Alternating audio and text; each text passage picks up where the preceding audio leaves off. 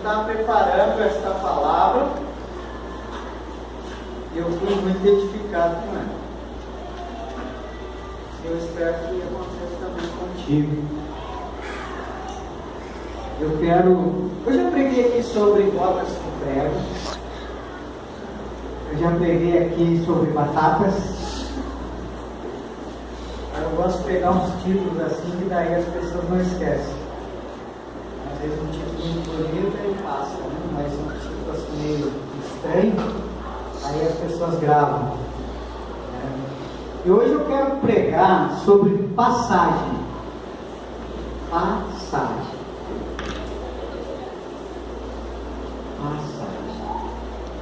Significado de passagem, você vai procurando aí, é esse do capítulo 12, acharam? Significado de passagem, eu peguei 2 significados de passagem. Significado 1, meio de comunicação, comunica uma ponta à outra. Aquela parede se comunica aquela parede através desta passagem. Então, primeiro ponto, significado de passagem, meio de comunicação, uma ponte, e eu faço assim uma alegoria aqui, eu imagino assim uma ponte, um abismo, e uma ponte de cordas frágeis, que ligam uma parte à outra, mas tem que passar por um abismo. Então, meio de comunicação, uma ponte de corda frágil, pelo qual usa-se para passar de um lado do abismo para o outro. E olhando assim, desse jeito, vendo lá o abismo, e a ponte que tem que se usar para passar, talvez um meio, né, essa passagem aparentemente ela não seja nada confiável. Olhando a profundidade do abismo e olhando a estrutura dessa ponte de corda frágil, ela não é muito confiável não. A gente fica até meio receoso. E o segundo significado de passagem é o meio de transporte. Você, para poder ir até o centro, vai ter que pagar a passagem. No Rio Grande do Sul, né? Pagar a passagem. Você vai ter que pagar a passagem. Então é um bilhete que garante a tua condução, a tua viagem, a tua ida de um lugar para o outro. E o livro de Êxodo, capítulo 12, ele fala sobre essa passagem. Êxodo capítulo 12, do versículo 1 ao 14, está escrito assim: E falou o Senhor a Moisés e a Arão na terra do Egito, dizendo: Esse mesmo mês vos será o princípio dos meses, e esse vos será o primeiro dos meses do ano. Falai a toda a congregação de Israel, dizendo: Ao 10 deste mês, tome cada um para si cordeiro, segundo as casas dos pais, um cordeiro para cada casa. Mas se a família for pequena para um cordeiro, então tome um só, com o seu vizinho perto de sua casa, conforme o número das almas, conforme o comer de cada um, fareis a conta para o cordeiro. O cordeiro ou o cabrito será sem mácula, um macho de 1 ano, o qual tomarei das ovelhas ou das cabras, e o guardareis até ao 14º dia deste mês, e todo o ajuntamento da congregação de Israel o sacrificará à tarde. E tomarão do sangue, poloão em ambas as ombreiras e na verga da porta, nas casas em que comerem, e naquela noite comerão a carne assada no fogo, com pães asmos, com ervas amargosas a comerão. Não comereis dele nada cru, nem cozido em água, senão assado ao fogo, a cabeça com os pés e com a fezura. E nada dele deixareis até pela manhã, mas o que dele ficar até pela manhã, queimareis no fogo. Assim, pois, o comereis, os vossos lombos cingidos, os vossos sapatos nos pés e o vosso cajado na mão, e o comerei apressadamente. Esta é a Páscoa do Senhor. E eu passarei pela terra do Egito esta noite, e ferirei todo primogênito na terra do Egito, desde os homem até os animais, e sobre todos os deuses do Egito farei juízos. Eu sou o Senhor.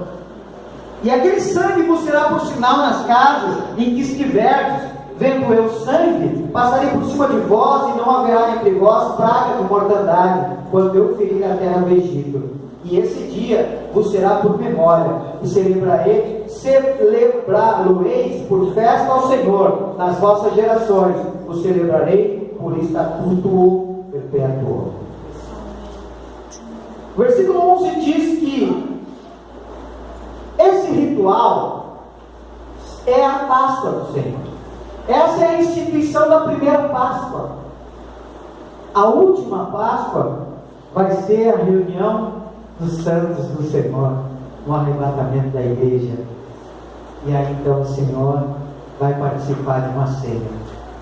A penúltima é a que nós costumamos usar todos os meses, na Santa Ceia do Senhor.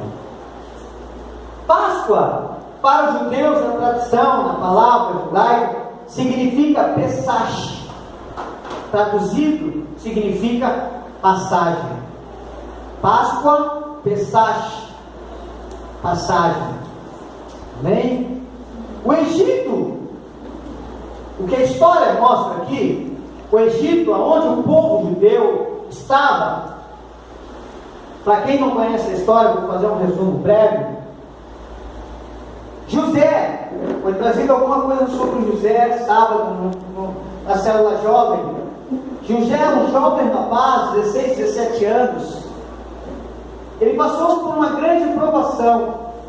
Provação que provavelmente alguns dos nossos filhos, com a mesma idade que ele tinha na juventude, não aguentaria, por falta de estrutura, de conhecimento.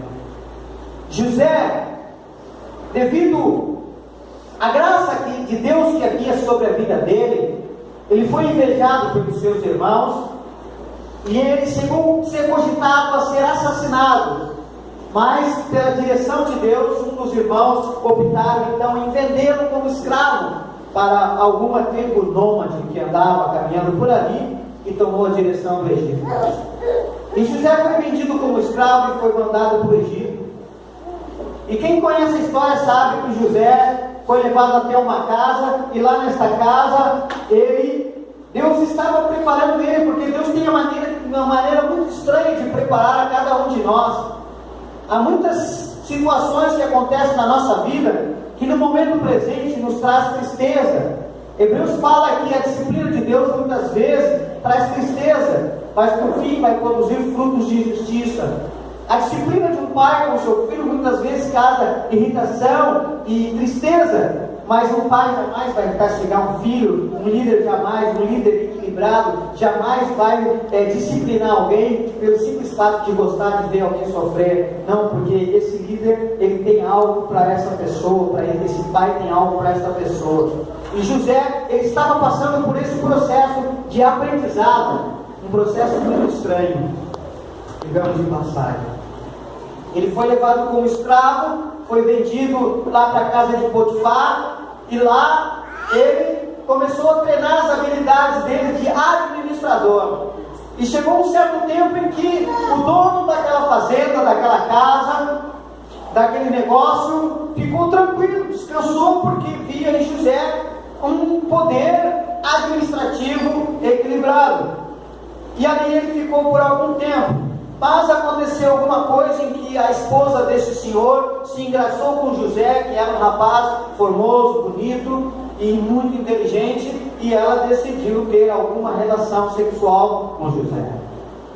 E José, firmado em Deus, ele optou em não fazer o que esta mulher queria. E ele foi caluniado. Houve uma mentira, e por causa dessa mentira ele foi parar na prisão. 16 anos, ele ficou 13 anos passando por uma escola forte, uma escola que disciplinava muito forte, que talvez muitos de nós estamos passando agora e não estamos entendendo. Por 13 anos isso aconteceu. E ele então foi parar na prisão, e ali na prisão ele se adaptou àquele lugar, e ali as habilidades de administrador que havia nele, porque Deus estava preparando ele, para um ministério. E ali ele se destacou como administrador, e o diretor da prisão também relaxou e deu para ele administrar toda a prisão. Até que chegou o momento daquilo que Deus tinha para a vida de José, e José, ele então foi colocado como segundo no país do Egito, pela questão da seca, da falta de alimento, e com isso então foi entendido a parte, toda a revelação de Deus então foi completada, os sonhos de José, e aí a família de José foi salva da fome, por causa que Deus tinha enviado José na frente. José, por algum momento, lutou para não retribuir o mal com o mal. José era ser humano, ele também ficou chateado, e por algum tempo ele até meio que judiou dos irmãos, mas depois prevaleceu o bom senso, prevaleceu a direção de Deus na vida dele, e ele caiu em si e estendeu a mão para os irmãos e mandou que viesse toda a família para o Egito, e lá eles ficaram.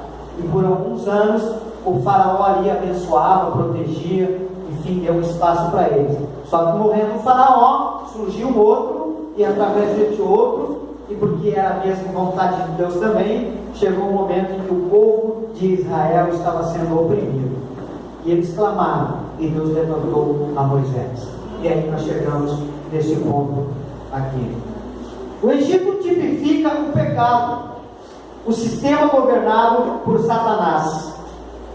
Tipifica também o mundo. Em 1 João 5,19 está escrito que o mundo inteiro jaz no maligno. Nós vivemos num mundo cujo sistema está no maligno. Nós somos luz e somos sal neste mundo que jaz no maligno. Os judeus, eles estavam no cativeiro, estavam sendo oprimidos. O trabalho deles estava sendo forçado, estavam inclusive prejudicando eles na confecção dos tijolos que eles estavam fabricando. Já não estavam dando mais material para eles confeccionar os tijolos, e estavam pedindo ainda o dobro da produção deles. Então os judeus estavam no cativeiro, na escravidão, sob o jugo dos egípcios e do faraó. O sistema social era governado por Satanás. Era governado por Satanás, mas segundo a soberania de Deus. Esse mundo, ele pode estar sendo governado por Satanás. Esse sistema social e político, ele pode estar sendo governado por Satanás, mas sobre a soberania de Deus. No momento que Deus diz, nesse que não toca, ele não vai tocar. E quando Deus dizer, agora chega, aí vai parar tudo. Amém? Então, o sistema social era governado por Satanás. Hoje também o sistema social e político jaz no maligno. Então Deus chama a Moisés e incumbe ele de uma missão. E todo homem e toda a mulher de Deus, quando é chamado por Deus para assumir uma responsabilidade, você pode ler na palavra.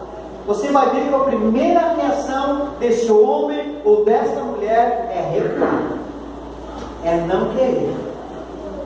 Não querer.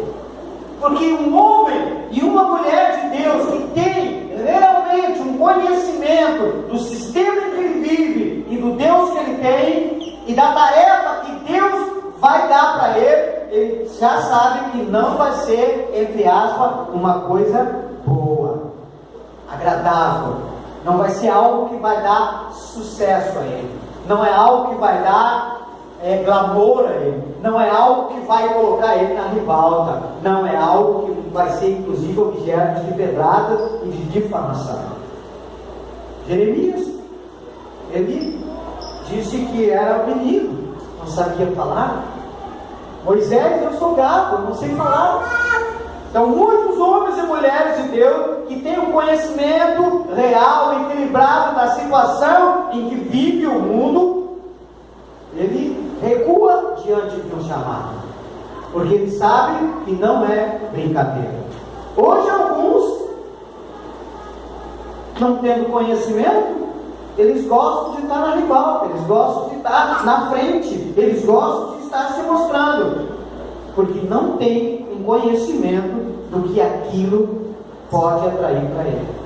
E Moisés, ele sabia. Moisés tentou até mesmo recusar.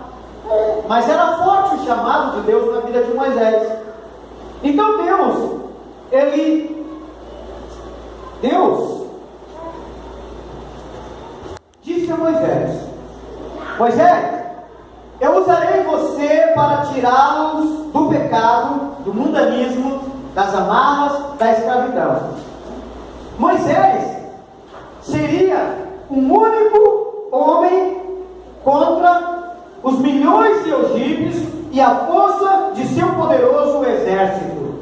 O exército de Faraó era formado por soldados valentes que haviam guerreado nações poderosas e haviam vencido.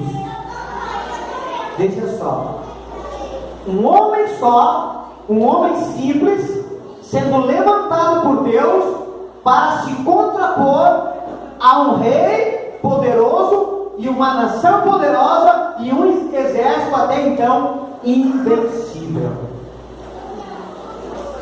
Parece contraditório, não é mesmo? Moisés era um instrumento nas mãos de Deus para mostrar a passagem, para mostrar o Pessá, para mostrar a Páscoa de Deus. Não seria ele, Moisés, não seria ele o cordeiro, não seria ele o sacrifício, como nós lemos aqui, que ia ser assado, que seu sangue ia ser derramado. Não seria ele. Ele é aquele que apenas estava mostrando uma passagem, como eles iriam conseguir o livramento daquela situação em que eles estavam vivendo.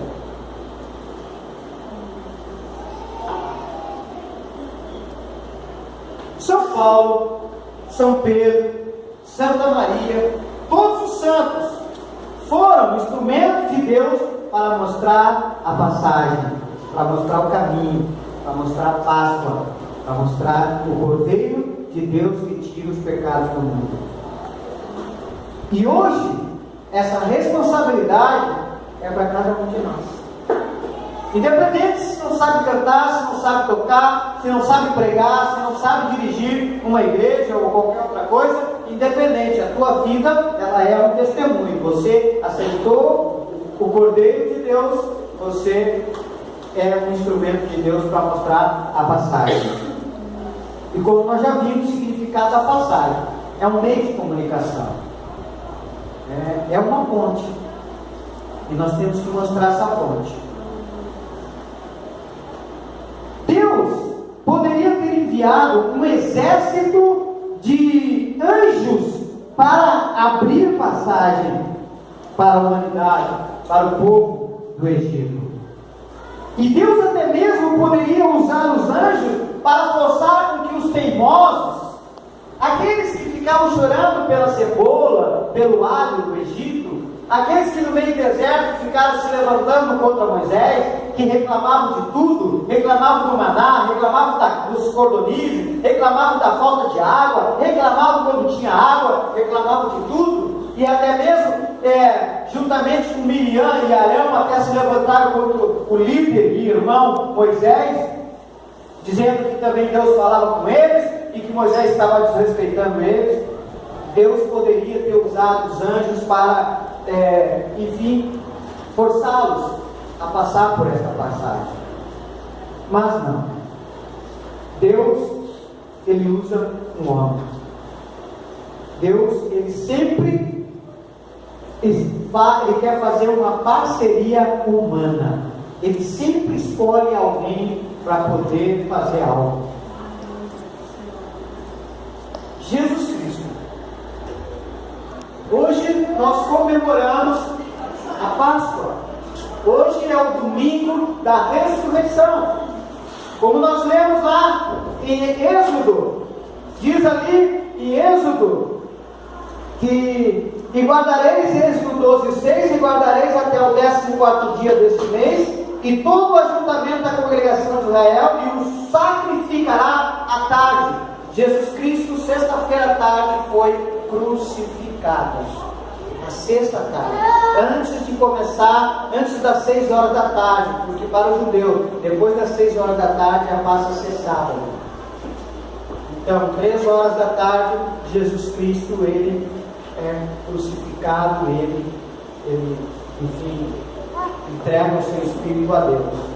E ele vai para o sepulcro. E ele fica lá no sábado de aleluia, mas domingo pela manhã ele ressuscita. Deus tira ele da morte. Jesus Cristo foi um instrumento de Deus para a nossa época. Nós não vivemos o tempo de Moisés. Nós estamos vivendo a era de Jesus Cristo. Ele não está mais aqui conosco em corpo, em carne e osso, mas Ele está presente através do seu Espírito Santo que habita dentro de cada um de nós. Jesus Cristo, Ele foi o instrumento de Deus para mostrar a passagem. Ele veio e começou a falar sobre o Evangelho. Ele trouxe as boas novas. Ele nos ensinou como atravessar a passagem. Ele nos ensinou qual é o caminho, a verdade e a vida. Mas Jesus Cristo, Ele não veio só com esta missão, a missão de Moisés, dos profetas e dos apóstolos, de mostrar a passagem. Jesus Cristo, Ele veio para ser instrumento para mostrar a passagem e ser a própria passagem. A Bíblia diz que Jesus Cristo declara que eu sou a porta. Então Ele é a porta e Ele é o caminho. Ele é a verdade e Ele é a vida. Ele veio mostrar a passagem e Ele também era a passagem para nos chegarmos até a Deus. A morte, que é o salário do pecado, é a paga. A morte, ela recaiu sobre a humanidade pela desobediência de Adão lá no Jardim do Éden, naquele lugar calmo, naquele lugar lindo e maravilhoso. Então o salário do pecado é a morte, e a morte ela recaiu sobre todos nós por causa de um homem só. Que Deus é esse que vai nos castigar por causa de um homem?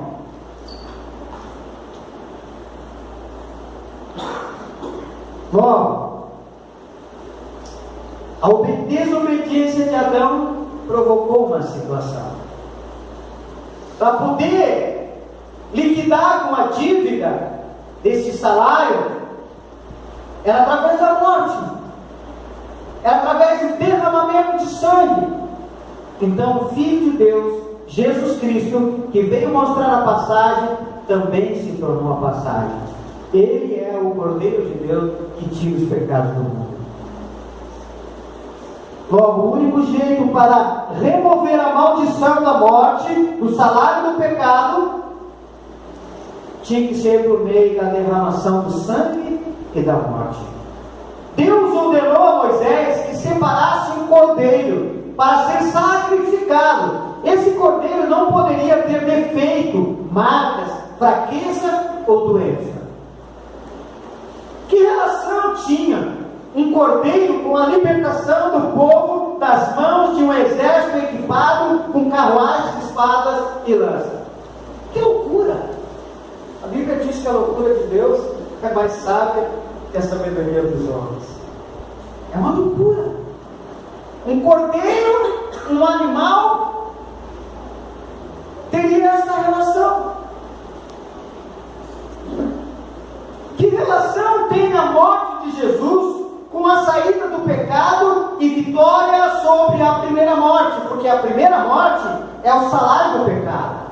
Mas Deus, Ele é tão maravilhoso, tão lindo, tão inteligente, que Ele tinha algumas coisas escondidas na manga, e uma delas chama-se segunda morte. A primeira morte é o salário do pecado.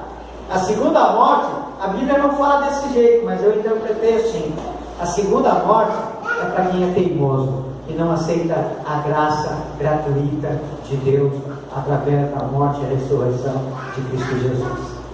Então, quem sofrer a segunda morte é porque é teimoso. É teimoso e andar em conformidade com a sua vontade.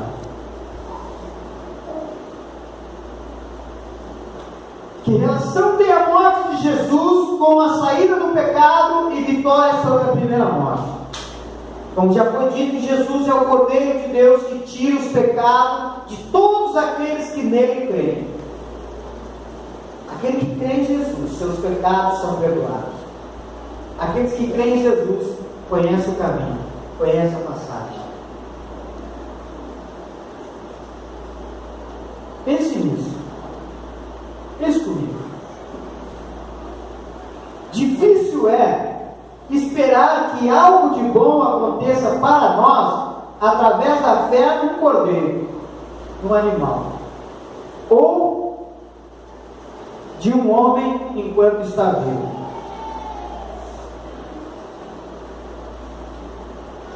Algo bom.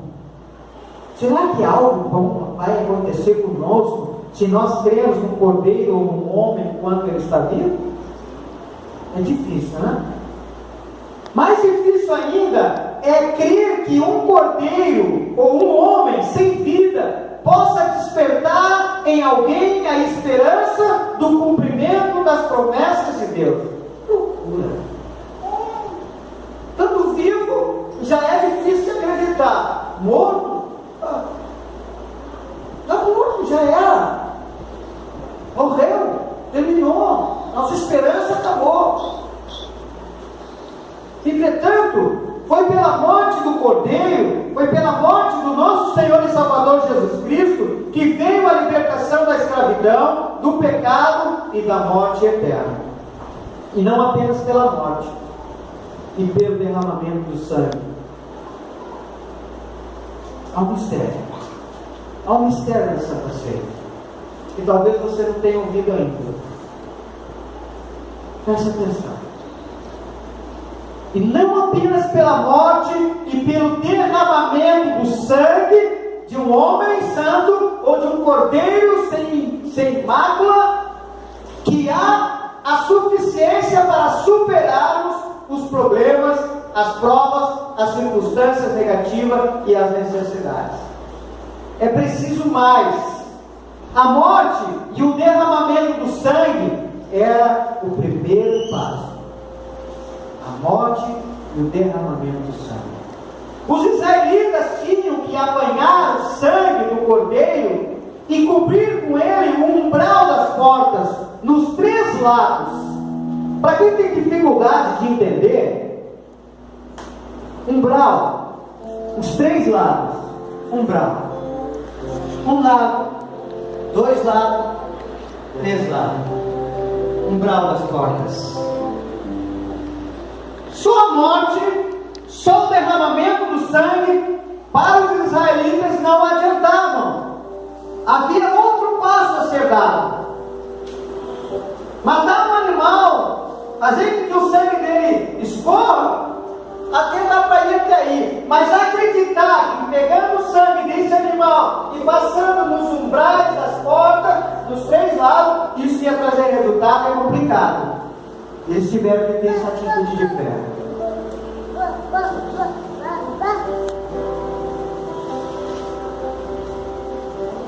Três lados.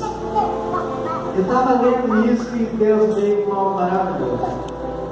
Tridimensão. 3 lados: espírito, alma e corpo. Esse sangue, ele tem que cobrir o espírito humano. Ele tem que cobrir a alma humana. Ele tem que cobrir a carne humana. Jesus disse: o espírito está pronto, mas a carne é fraca. O espírito pronto, ele tem que estar atento, ele tem que aprender a discernir a voz do espírito no seu íntimo, quando o espírito o impere. O espírito tem que ser treinado, tem que ser disciplinado.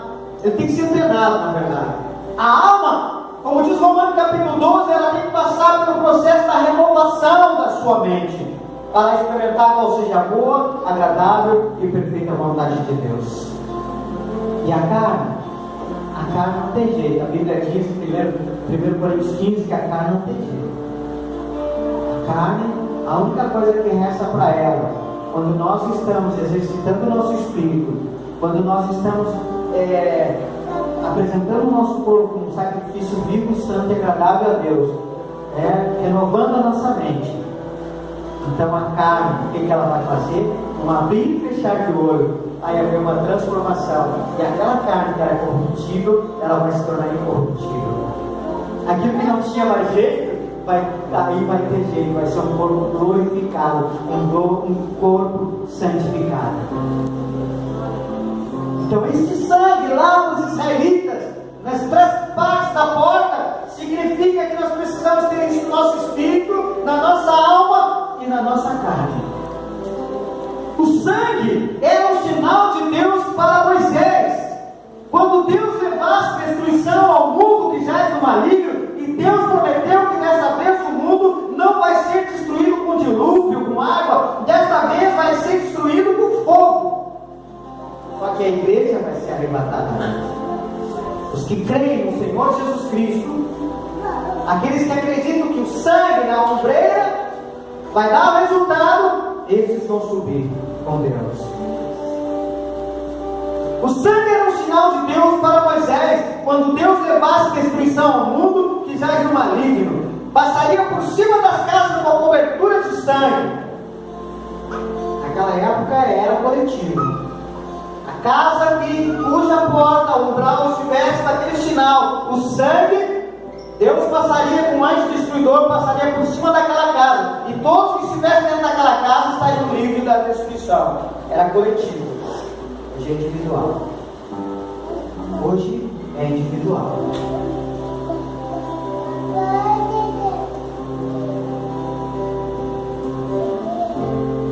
O sangue seria a proteção, o escape da morte e a vitória de todos aqueles que creem nessas coisas que parecem ser insignificantes. Porém, os israelitas tinham que ir além do sangue, tinham que assar o cordeiro e comê-lo. Por quê? Porque tinham uma viagem para fazer, uma passagem para passar, uma batalha para ganhar. No momento que nós aceitamos a Jesus Cristo como nosso Senhor e Salvador, Deus não nos arrebata e já nos leva direto para o céu. Nós ainda ficamos neste mundo que já é maligno. E para nós vencer as tentações, nós precisamos ser fortes. Há um mistério na Santa Ceia. Há um mistério. Os israelitas tinham que ir além do sangue. Tinham que assar o cordeiro e comê-lo, porque tinha uma viagem para fazer. E todos nós temos uma viagem, até que a morte nos chame para perto de Cristo Jesus, ou então até que Jesus venha ao nosso encontro e nos leve vivo para os céus. Deus disse: prepare-se para sair para os israelitas. Eu lhe darei forças para marchar. Apronte para ultrapassar os vossos limites. E eu lhes darei forças para serem mais que vencedores. A força para vencer, amados. Todas as circunstâncias, elas vão fluir do nosso interior, do cordeiro que nós comemos.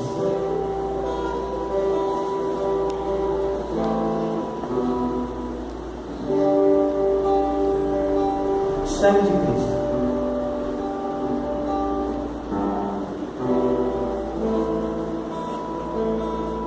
O corpo de Cristo. Nós precisamos. Só a morte do cordeiro, só a morte de Jesus não é o suficiente para nós vencer esse mundo. Só o derramamento do seu sangue na cruz do Calvário, que quando o soldado, para certificar que ele estava morto, crava aquela lança nele, e a Bíblia diz que só água, saiu só água, porque todo o sangue se escorreu. Não é o suficiente. É preciso esse sangue em nós. Nós precisamos beber desse sangue. Nós precisamos comer desta carne. Porque é daí que vai vir a nossa força. Você consegue caminhar ou trabalhar um dia todo, a não ser quando você está no propósito, e mesmo assim às vezes é complicado. Você consegue ficar algum tempo sem comer e sem beber? Você enfraquece.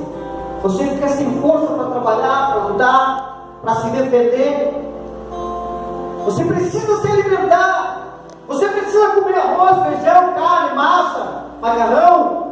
Você precisa se alimentar. Você precisa dos nutrientes, da alimentação, das vitaminas.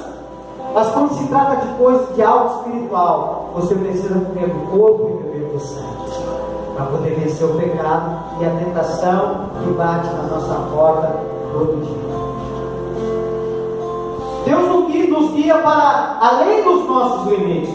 E é através de beber este sangue, é através de comer esse corpo, participar da Santa Ceia do Senhor, é que Deus nos dá força e nos guia para além dos nossos limites, pelo poder do Cordeiro, que está em todos aqueles que creem e manifestam a crença, obedecendo passo a passo a Deus. Quando participamos da Santa Ceia hoje, quando bebemos do sangue e comemos do corpo de Cristo, somos aperfeiçoados à sua imagem, fortalecidos e equipados para a jornada da vida. Como diz lá 1 Coríntios 11, 23 a 26, que é a palavra da Santa Ceia. Tomai e comei. Isso é o meu sangue, isso é o meu corpo. Se alimente de mim. Eu sou o pão da vida. Eu sou a comida que você precisa para ir até o dia que a morte te chamar, ou então o dia que eu voltar para buscar a igreja. Você precisa comer. Elias, você precisa comer. O anjo está te levando aí a comida, Elias. Vamos colocar de pé. Ministério de louvor. A Páscoa nos faz lembrar a passagem da morte para uma nova vida. A Páscoa é o acesso a todas as promessas de Deus para todos aqueles que creem em Jesus Cristo. A morte e o derramamento de sangue é importante, mas o nosso espírito, a nossa alma e o nosso corpo devem estar alimentados do corpo e do sangue de Jesus. Precisamos bebê-lo e precisamos mastigá-lo. Isaías 53, versículos 5 e 10 diz que pelo fato de Jesus ter sido moído, pelas suas pisaduras nós somos curados. Então, quando você participar da Santa Ceia, mastigue, moa ele, moa.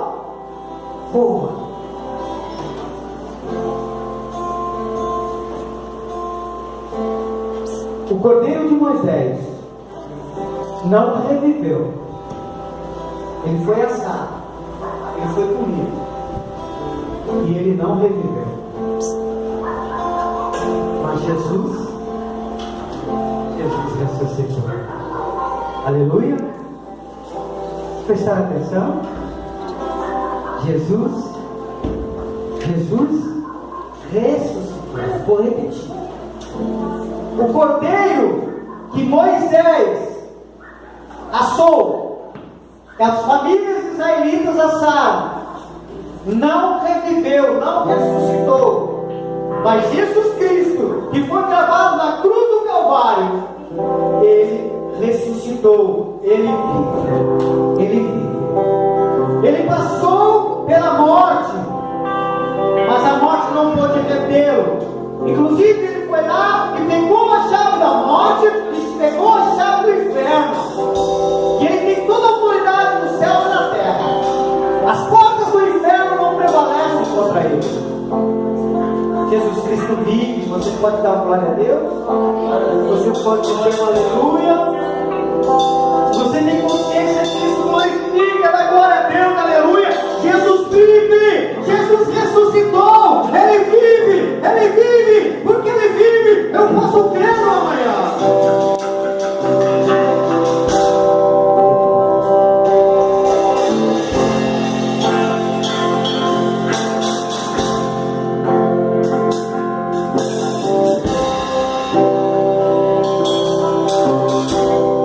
Deus